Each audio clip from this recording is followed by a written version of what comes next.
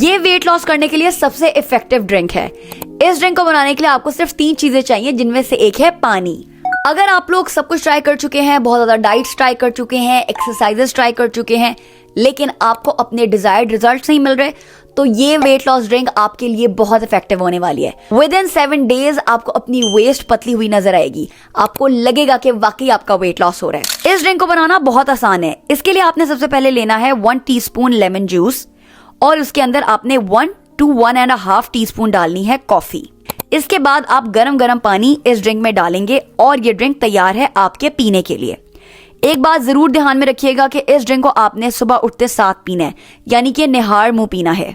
इस effective video को सिर्फ अपने हद तक महदूद मत रखें, इस वीडियो को और लोगों के साथ भी शेयर करें ताकि हर कोई एक हेल्दी और अच्छी लाइफ गुजार सके। अगर आपको ये मेरी वीडियो अच्छी लगी है तो इस तरह की और वीडियोस देखते रहने के लिए मुझे फॉलो कर लें। Thank you.